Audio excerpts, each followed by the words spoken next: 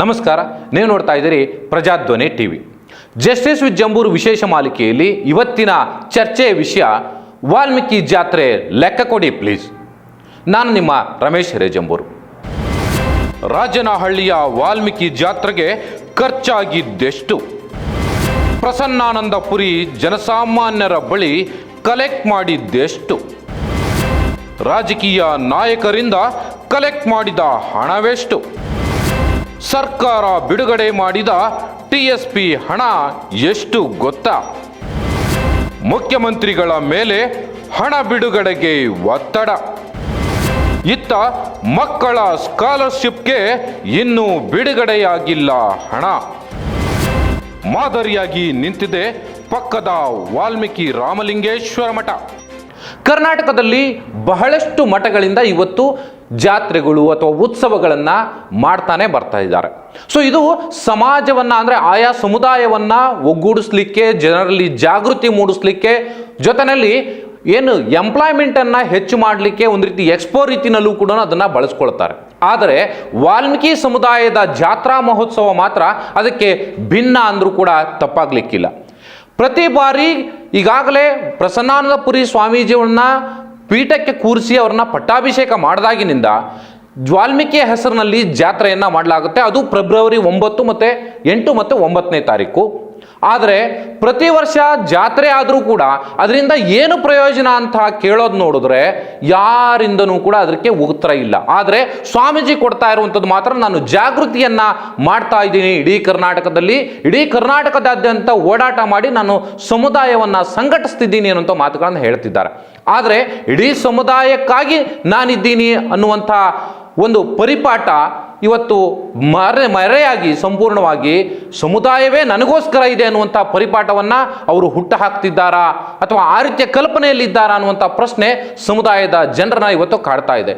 ಯಾಕೆ ಈ ವಿಚಾರವನ್ನು ಇವತ್ತು ಜಸ್ಟಿಸ್ ವಿತ್ ಜಂಬೂರು ಕಾರ್ಯಕ್ರಮದಲ್ಲಿ ಚರ್ಚೆಗೆ ತೆಗೆದುಕೊಂಡು ಬಂದಿದ್ದು ಅಂದರೆ, ಇಡೀ ಕರ್ನಾಟಕದಾದ್ಯಂತ ವಾಲ್ಮೀಕಿ ಜಾತ್ರೆಗೆ ಎಷ್ಟು ಹಣ ಖರ್ಚಾಯಿತು ಅನ್ನುವಂಥ ಪ್ರಶ್ನೆಯನ್ನು ಇವತ್ತು ಎತ್ತುತ್ತಾ ಇದ್ದಾರೆ.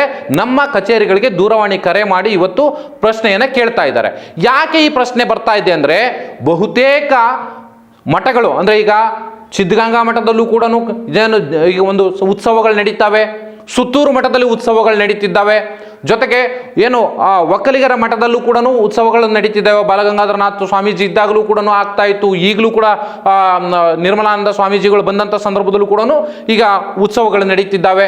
ಸೊ ಇವೆಲ್ಲವೂ ಉತ್ಸವಗಳು ಅನ್ಎಂಪ್ಲಾಯ್ಮೆಂಟನ್ನು ಕಡಿಮೆ ಮಾಡಿ ಅಲ್ಲಿ ಉದ್ಯೋಗವನ್ನು ಸೃಷ್ಟಿ ಮಾಡುವ ವಿಚಾರಕ್ಕೆ, ಸಮಾಜದಲ್ಲಿ ಜಾಗೃತಿಯನ್ನು ಮೂಡಿಸಿ ಅವರನ್ನು ಅರಿವು ಮೂಡಿಸುವ ಕಾರ್ಯಕ್ರಮಕ್ಕೆ, ಜೊತೆಗೆ ಜಾತ್ರೆಯ ಹೆಸರಿನಲ್ಲಿ ಇಡೀ ಸಮಾಜದಲ್ಲಿ ಒಂದು ಹೊಸ ಆವಿಷ್ಕಾರವನ್ನು ತರುವಂಥ ನಿಟ್ಟಿನಲ್ಲಿ ಅಲ್ಲಿ ಕಾರ್ಯಕ್ರಮಗಳು ನಡೀತವೆ. ಜೊತೆಗೆ ಸಾಮೂಹಿಕ ವಿವಾಹಗಳು ನಡೀತವೆ.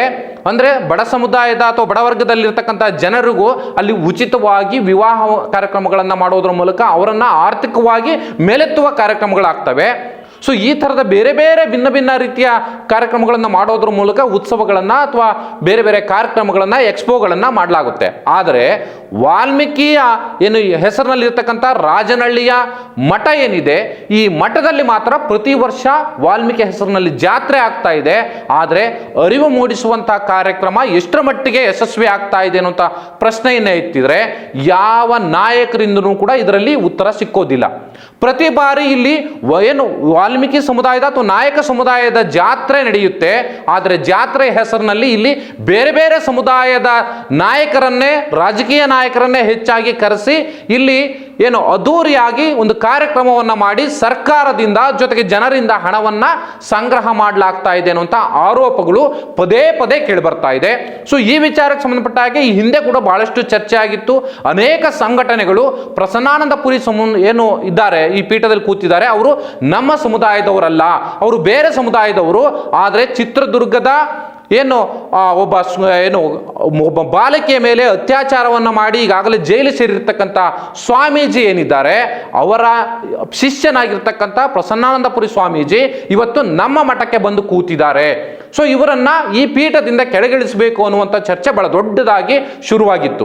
ಆದರೆ ಅದಕ್ಕೆ ಸಂಬಂಧಪಟ್ಟ ಹಾಗೆ ಈಗಾಗಲೇ ವಾಲ್ಮೀಕಿ ಏನು ನಾಯಕರ ಮಹಾಸಭಾ ಕೂಡ ಚರ್ಚೆಯನ್ನು ನಡೆಸಿ ಒಂದು ಒಂದು ನಿರ್ಧಾರಕ್ಕೆ ಬಂದು ಅದನ್ನ ಸಚಿವರ ಆದಿಯಾಗಿ ಎಲ್ಲ ನಾಯಕರಿಗೂ ಕೂಡ ಆ ನಿರ್ಧಾರವನ್ನ ತಿಳಿಸಿದ್ರು.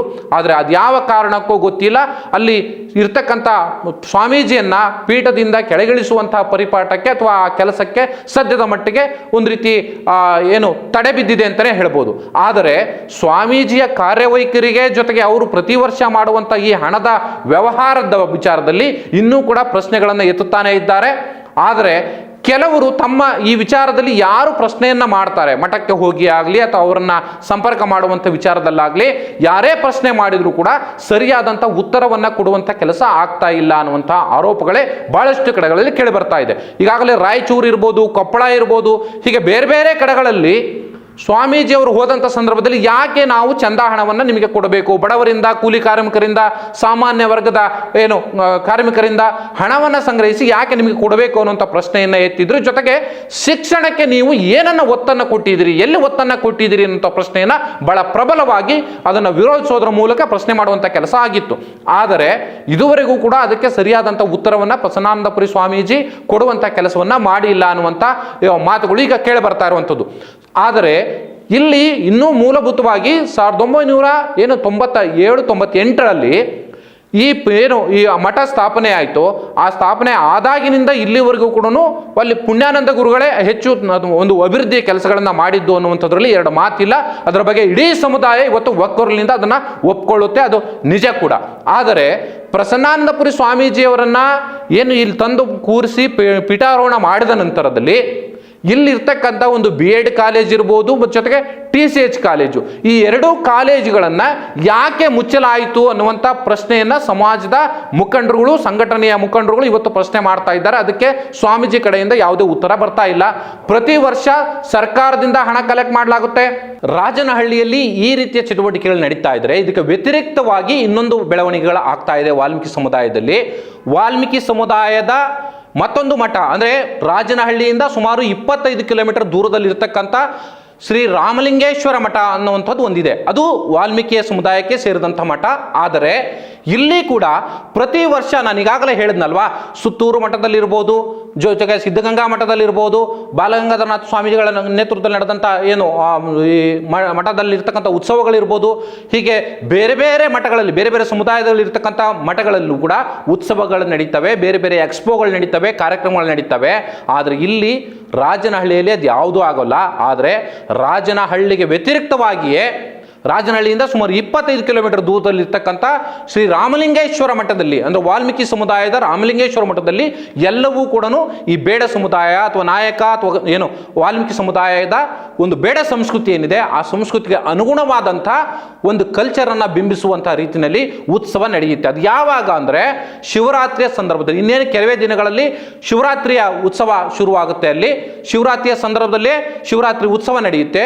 ಈ ಶಿವರಾತ್ರಿ ಉತ್ಸವ ಅತ್ಯಂತ ಅದ್ದೂರಿಯಾಗಿ ಮತ್ತೆ ವೈಭವಪೇತವಾಗಿ ಹಾಗೆಯೇ ಸುಸಂಸ್ಕೃತ ರೀತಿಯಲ್ಲಿ ಇಲ್ಲಿ ಕಲ್ಚರ್ ಕಾರ್ಯಕ್ರಮಗಳು ಅಂದರೆ ಬೇರೆ ಬೇರೆ ಸಾಂಸ್ಕೃತಿಕ ಕಾರ್ಯಕ್ರಮಗಳಿರ್ಬೋದು ಅಥವಾ ಇಡೀ ಬೇಡ ಸಮುದಾಯವನ್ನು ಪ್ರತಿಬಿಂಬಿಸುವಂಥ ಕಾರ್ಯಕ್ರಮಗಳಿರ್ಬೋದು, ಅವೆಲ್ಲವೂ ಕೂಡ ನಡೀತವೆ.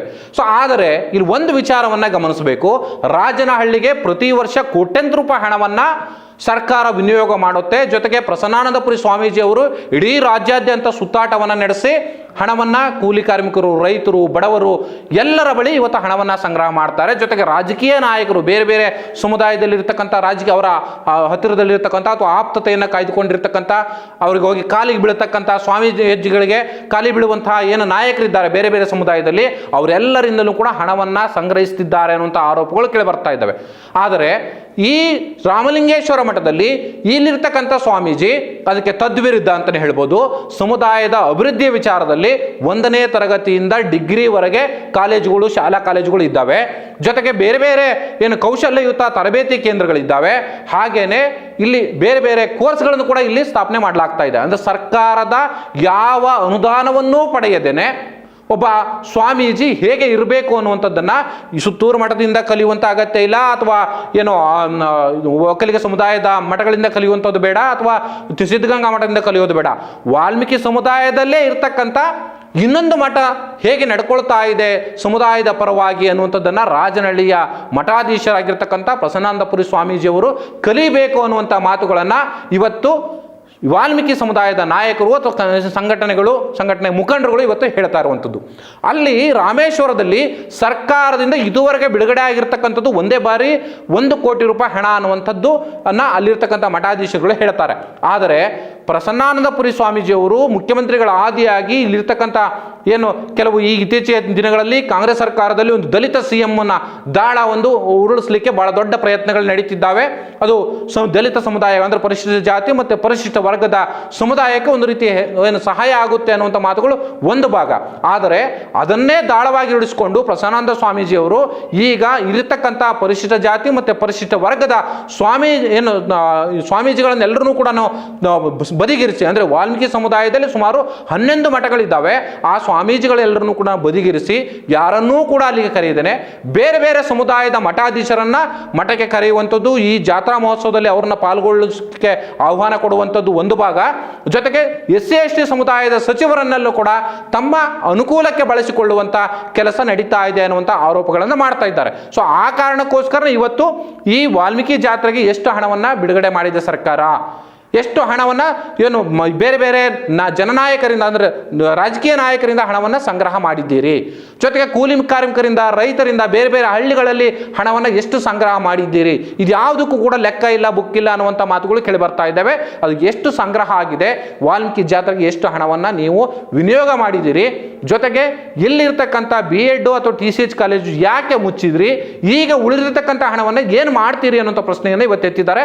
ದಯಮಾಡಿ ಪ್ರಸನ್ನಾನಂದಪುರಿ ಸ್ವಾಮೀಜಿಯವರು ಈ ಒಂದು ಹಣದ ಲೆಕ್ಕಾಚಾರವನ್ನು ಇವತ್ತು ಮಾಧ್ಯಮಗಳಿಗೆ ಬಿಡುಗಡೆ ಮಾಡಬೇಕಾಗಿದೆ. ಜೊತೆಗೆ ಅಥವಾ ಏನು ಅವರ ವೆಬ್ಸೈಟ್ನಲ್ಲಿ ಹಾಕೋದ್ರ ಮೂಲಕ ಮಾಧ್ಯಮಗಳಿಗೆ ಬಿಡುತ್ತಿರ್ತೋ ಅಥವಾ ಮತ್ತೆ ಹೇಗೆ ನೀವು ಮಾಧ್ಯಮಗಳಿಗೆ ಅದನ್ನು ಕೊಡ್ತೀರೋ ಅದನ್ನು ನಿಮಗೆ ಬಿಟ್ಟಿದ್ದು. ಆದರೆ ಇದು ಸಮುದಾಯದ ಹಣ ಆಗಿರುವ ಕಾರಣಕ್ಕಾಗಿ, TSP ಹಣ ಆಗಿರೋ ಕಾರಣಕ್ಕಾಗಿ, ಸಮುದಾಯದ ಅಭಿವೃದ್ಧಿಯ ಹೆಸರಿನಲ್ಲಿ ನೀವು ಹಣವನ್ನು ಸಂಗ್ರಹ ಮಾಡಿರುವಂಥ ಕಾರಣಕ್ಕಾಗಿ ಇದು ಜನಸಾಮಾನ್ಯರಿಗೆ ಎಲ್ಲರಿಗೂ ಕೂಡ ಗೊತ್ತಾಗಬೇಕು, ಯಾರು ಎಷ್ಟು ಹಣವನ್ನು ಕೊಟ್ಟಿದ್ದಾರೆ ಅನ್ನುವಂಥ ಪ್ರತಿ ಲೆಕ್ಕವನ್ನು ಕೂಡ ನೀವು ಮಾಧ್ಯಮಗಳಿಗೆ ಒಂದು ಪಟ್ಟಿಯನ್ನು ಬಿಡುಗಡೆ ಮಾಡಬೇಕು ಅಂತ ಒತ್ತಾಯವನ್ನು ಇವತ್ತು ಸಮುದಾಯದ ನಾಯಕರು, ಸಂಘಟನೆಗಳು ಕೇಳ್ತಾ ಇದ್ದಾವೆ. ಅದರಲ್ಲಿ ಯಾವ ತಪ್ಪು ಇಲ್ಲ. ಇದರಲ್ಲಿ ಯಾರು ವೈಯಕ್ತಿಕವಾಗಿ ಯಾರನ್ನು ಕೂಡ ಪ್ರಸನ್ನಾನಂದಪುರಿ ಸ್ವಾಮೀಜಿ ಅವರನ್ನಾಗಲಿ ಅಥವಾ ಮತ್ತೊಬ್ಬರನ್ನಾಗಲಿ ಅವ್ರ ಜೊತೆಯಲ್ಲಿ ಇರ್ತಕ್ಕಂಥವ್ರನ್ನಾಗಲಿ ಯಾರು ಪ್ರಶ್ನೆ ಮಾಡ್ತಾ ಇಲ್ಲ. ಸಮುದಾಯದ ಹಣವನ್ನು ನೀವು ಏನು ಮಾಡಿದ್ರಿ, ಎಷ್ಟು ಹಣ ಖರ್ಚು ಮಾಡಿದ್ರಿ, ಅದರಿಂದ ಸಮುದಾಯಕ್ಕೆ ಎಷ್ಟು ಉಪಯೋಗ ಆಗಿದೆ ಅನ್ನುವಂಥದ್ದನ್ನು ಕೇಳ್ತಾ ಇದ್ದಾರೆ. ಅದರ ಜೊತೆಯಲ್ಲಿನೇ ರಾಮಲಿಂಗೇಶ್ವರ ಅಂದರೆ ಶ್ರೀ ರಾಮಲಿಂಗೇಶ್ವರ ಮಠದಲ್ಲಿ ಅಲ್ಲಿರ್ತಕ್ಕಂಥ ಸ್ವಾಮೀಜಿ ಉಪವಾಸ ಇದ್ದು ಈಗ ಏನು ಬರ್ತಕ್ಕಂಥ ಒಂದು ಶಿವರಾತ್ರಿಯ ಸಂದರ್ಭದಲ್ಲಿ ಇಲ್ಲಿ ಬೇಡ ಕುಲಕ್ಕೆ ಅಂದರೆ ಬೇಡ ಸಮುದಾಯದ ಜನರ ಒಂದು ಆಚಾರ ವಿಚಾರಗಳು, ಸಂಸ್ಕೃತಿಗಳು ಏನಿದ್ದಾವೆ ಅದಕ್ಕೆ ಪೂರಕವಾದ ರೀತಿಯಲ್ಲಿ ಬೇಡರ ಕಣ್ಣಪ್ಪನ ಹೆಸರಿನಲ್ಲಿ ನಡೆಯುವಂಥ ಏನು ಶಿವರಾತ್ರಿ ಇದೆ, ಆ ಶಿವರಾತ್ರಿಯ ಸಂದರ್ಭದಲ್ಲಿ ಬೇಡರ ಕಣ್ಣಪ್ಪನ ಹೆಸರಿನಲ್ಲಿ ಇಲ್ಲಿ ಉತ್ಸವಗಳು ನಡೆಯುತ್ತೆ. ಇಲ್ಲಿ ಬಹಳ ಪ್ರಮುಖವಾಗಿ ಸಾಮೂಹಿಕ ವಿವಾಹ ಆಗುತ್ತೆ. ಎಕ್ಸ್ಪೋ ಕೂಡ ಅಂದರೆ ನಿರುದ್ಯೋಗ ಏನು ಯುವತಿಯರು ಇರ್ತಾರೆ ಅಂಥವರಿಗೆ ಉದ್ಯೋಗ ಕೊಡುವಂಥ ಎಕ್ಸ್ಪೋಗಳನ್ನು ಕೂಡ ಇಲ್ಲಿ ಮಾಡಲಾಗುತ್ತೆ ಪ್ರತಿ ವರ್ಷ. ಸೊ ಈ ರೀತಿ ಸಮಾಜದ ಅಭಿವೃದ್ಧಿಯ ನಿಟ್ಟಿನಲ್ಲಿ ಯೋಚನೆ ಮಾಡುವಂಥ ಮಠ ಒಂದು ಕಡೆಗಳಲ್ಲಿ. ಆದರೆ ಈ ಮಠಕ್ಕೆ ಸರ್ಕಾರದಿಂದ ಯಾವ ರೀತಿಯ ಅಂದರೆ TSP ಹಣ ಒಂದು ಕಡೆ ಇರಲಿ ಅಥವಾ ಮಠಾಧೀಶರಿಗೆ ಬೇರೆ ಬೇರೆ ಮಠಾಧೀಶರಿಗೆ ನಮ್ಮ ಸರ್ಕಾರಗಳು ಇವತ್ತು ಕೋಟಿಗಟ್ಟಲೆ ಹಣವನ್ನು ಕೊಡ್ತವೆ. ಮುಖ್ಯಮಂತ್ರಿಗಳ ಬಳಿ ಬಂದು ದುಂಬಾರಿ ಬಿಡುವಂಥ ಮಠಾಧೀಶರಿಗೆ ಕೋಟಿಗಟ್ಟಲೆ ಹಣವನ್ನು ಕೊಡಲಾಗುತ್ತೆ, ಸರ್ಕಾರದ ಹಣ, ಅದು ಜನರ ತೆರಿಗೆಯ ಹಣವನ್ನು. ಆದರೆ ಸಮಾಜದ ಯಾವ ಅಭಿವೃದ್ಧಿ ನಿಟ್ಟಿನಲ್ಲಿ ಯೋಚನೆ ಮಾಡಬೇಕೋ ಆ ರೀತಿಯಲ್ಲಿ ಯೋಚನೆ ಮಾಡ್ತಾ ಶಿಕ್ಷಣಕ್ಕೆ ಆದ್ಯತೆ ಕೊಡ್ತಾ ಇರುವಂಥ ಶ್ರೀ ರಾಮಲಿಂಗೇಶ್ವರ ಮಠದಂತಹ ಸ್ವಾಮೀಜಿಗಳಿಗೆ ಸರ್ಕಾರದಿಂದ ಪುಡಿಗಾಸು ಕೂಡ ಇರೋದಿಲ್ಲ. ಒಂದು ಅಭಿವೃದ್ಧಿ ಕೆಲಸ ಅಂದರೆ ಒಂದು ಶಾಲಾ ಕಾಲೇಜುಗಳಿಗೆ, ಅಲ್ಲಿರ್ತಕ್ಕಂಥ ಶಾಲಾ ಕಾಲೇಜುಗಳಿಗೆ ಅನುದಾನವನ್ನು ಪಡೆಯಲಿಕ್ಕೆ ಇವತ್ತು ಮುಖ್ಯಮಂತ್ರಿಗಳ ಬಳಿ ಅಥವಾ ಸಚಿವರ ಬಳಿ ಇವರು ಪದೇ ಪದೇ ಎಡತಾಕುವಂಥ ಕೆಲಸ ಆಗಬೇಕಾಗಿದೆ. ಸೊ ಇಲ್ಲಿ ಸಮುದಾಯದ ಒಂದು ಹಿತವನ್ನು ಬದಿಗಿರಿಸಿ ರಾಜಕೀಯ ಮಾಡುವಂಥ ಮಠಾಧೀಶರು, ಕಾವಿದಾರಿಗಳ ಟೀಮ್ ಒಂದು ಕಡೆಯಲ್ಲಿ ಸಮಾಜದ ಅಭಿವೃದ್ಧಿಯನ್ನು ಯಾವ ಹಂಗೂ ಇಲ್ಲದೆ ಬರ್ತಕ್ಕಂಥ ಅಲ್ಲಿಯ ಭಕ್ತರು ಯಾವ ಒತ್ತಾಯವನ್ನು ಮಾಡದೆ ಅವರೇ ಸ್ವಯಂ ಪ್ರೇರಿತವಾಗಿ ಕೊಡುವಂಥ ಅನುದಾನಗಳಲ್ಲಿ ಅಥವಾ ಆರ್ಥಿಕ ಸಹಾಯದಲ್ಲಿ ಸಮಾಜವನ್ನು ಅಭಿವೃದ್ಧಿ ಮಾಡುವಂಥ ಒಂದು ಮಠಗಳು ಮತ್ತೊಂದು ಕಡೆಯಲ್ಲಿ. ಸೊ ಈ ರೀತಿಯ ಒಂದು ವೈರುಧ್ಯಗಳು ಇವತ್ತು ಸಮಾಜದಲ್ಲಿದ್ದಾವೆ. ಅದರಲ್ಲೂ ಎಸ್ಪೆಷಲಿ ವಾಲ್ಮೀಕಿ ಸಮುದಾಯದಲ್ಲಿ ಇರ್ತಕ್ಕಂಥ ಅಕ್ಕಪಕ್ಕದಲ್ಲೇ ಇರತಕ್ಕಂಥ ಮಠದಲ್ಲಿ ಇರ್ತಕ್ಕಂಥ ಒಂದು ಭಿನ್ನಾಭಿಪ್ರಾಯಗಳನ್ನು ಅಥವಾ ಏನು ಬೇರೆ ಬೇರೆ ವೈರುಧ್ಯಗಳನ್ನು ಇವತ್ತು ವಾಲ್ಮೀಕಿ ಸಮುದಾಯದ ಜನ ಇವತ್ತು ಎತ್ತಿ ತೋರಿಸುವಂಥ ಪರಿಸ್ಥಿತಿ ಬಂದಾಗಿದೆ. ಸೊ ಆ ಕಾರಣಕ್ಕಾಗಿ ದಯಮಾಡಿ ಈ ಬಾರಿ ಇರ್ತಕ್ಕಂಥ ಏನು ವಾಲ್ಮೀಕಿ ಜಾತ್ರೆಗೆ ಎಷ್ಟು ಹಣವನ್ನು ಬಳಸಲಾಗಿದೆ, ಯಾವ್ಯಾವ ಕಡೆಯಿಂದ ಎಷ್ಟೆಷ್ಟು ಹಣವನ್ನು ಸಂಗ್ರಹ ಮಾಡಲಾಗಿದೆ ಅನ್ನುವಂಥ ಪ್ರತಿಯೊಂದು ಲೆಕ್ಕವನ್ನು ಮಾಧ್ಯಮಗಳಿಗೆ ಬಿಡುಗಡೆ ಮಾಡಬೇಕು ಅನ್ನುವಂಥ ಒತ್ತಾಯವನ್ನು ಇವತ್ತು ವಾಲ್ಮೀಕಿ ಸಮುದಾಯದ ನಾಯಕರುಗಳು ಇವತ್ತು ಕೇಳ್ತಾ ಇದ್ದಾರೆ. ಕೆಲವು ನಾಯಕರು ಈಗ ಸ್ವತಃ ಶಾಸಕರುಗಳು ವಾಲ್ಮೀಕಿ ಸಮುದಾಯದಲ್ಲಿ ಇರ್ತಕ್ಕಂಥ ಶಾಸಕರು ನೇರವಾಗಿ ಮಠಾಧೀಶರನ್ನ ಪ್ರಶ್ನೆ ಮಾಡಿದರೆ ಅವ್ರ ಕಡೆಯಿಂದ ಯಾವುದೇ ರೀತಿ ಉತ್ತರ ಬರೋದಿಲ್ಲ. ಅವರನ್ನ ನಮ್ಮ ಜನರ ಎದುರುಗಡೆ ನಮ್ಮನ್ನ ಅವಮಾನ ಮಾಡುವಂಥ ಕೆಲಸಗಳನ್ನು ಮಾಡ್ತಾರೆ. ಹಾಗಾಗಿ ಇದನ್ನ ಮಾಧ್ಯಮಗಳ ಮೂಲಕವೇ ನೀವು ಕೇಳಬೇಕು ಅನ್ನೋ ಒತ್ತಾಯವನ್ನು ಕೂಡ ಮಾಡ್ತಾ ಇದ್ದಾರೆ. ದಯಮಾಡಿ ಇವತ್ತು ವಾಲ್ಮೀಕಿ ಸಮುದಾಯದ ಖರ್ಚು ವೆಚ್ಚಗಳು, ಜಾತ್ರೆಗೆ ಬಳಸಿರ್ತಕ್ಕಂಥ ಖರ್ಚು ವೆಚ್ಚಗಳನ್ನು ಜನರ ಮುಂದೆ ಮಾಧ್ಯಮಗಳ ಮೂಲಕ ಇಡಬೇಕು ಅನ್ನುವಂಥ ಒತ್ತಾಯ ಬಹಳ ದೊಡ್ಡದಾಗಿ ಕೇಳಿಬರ್ತಾ ಇದೆ. ಇದು ಜನರಿಗೆ ಸಲ್ಲಬೇಕಾದಂಥ ನ್ಯಾಯ. ಸೊ ಆ ಕಾರಣಕ್ಕಾಗಿ ಇವತ್ತು ಜಸ್ಟಿಸ್ ಜಂಬೂರು ಕಾರ್ಯಕ್ರಮದಲ್ಲಿ ಈ ವಿಚಾರವನ್ನು ಇವತ್ತು ಚರ್ಚೆಗೆ ತೆಗೆದುಕೊಂಡು ಬಂದಂಥದ್ದು. ಈ ಒಂದು ಒತ್ತಾಯಕ್ಕೆ, ಜನಸಮುದಾಯದ ಒತ್ತಾಯವನ್ನು ನೀವು ಪರಿಗಣಿಸಲೇಬೇಕು. ವಾಲ್ಮೀಕಿ ಸಮುದಾಯಕ್ಕಾಗಿ ಮಠ ಇದೆ ಹೊರತು ಆ ಮಠಕ್ಕಾಗಿ, ಅಂದ್ರೆ ರಾಜನಹಳ್ಳಿಯ ಮಠಕ್ಕಾಗಿ ಇಡೀ ಸಮುದಾಯ ನಿಂತಿದೆ ಅನ್ನುವಂತಹ ಒಂದು ಏನು ಭ್ರಮೆಯಿಂದ ಪ್ರಸನ್ನಾನಂದಪುರಿ ಸ್ವಾಮೀಜಿಯವರು ಹೊರಗಡೆ ಬಂದು ಸಮುದಾಯಕ್ಕೆ ಈ ಲೆಕ್ಕ ಕೊಡಬೇಕು ಅಂತ ಕೊಡ್ತಾರೆ ಅನ್ನುವಂಥ ಆಶಯದೊಂದಿಗೆ ಈ ಕಾರ್ಯಕ್ರಮ ಮುಗಿಸೋಣ. ನಮಸ್ಕಾರ.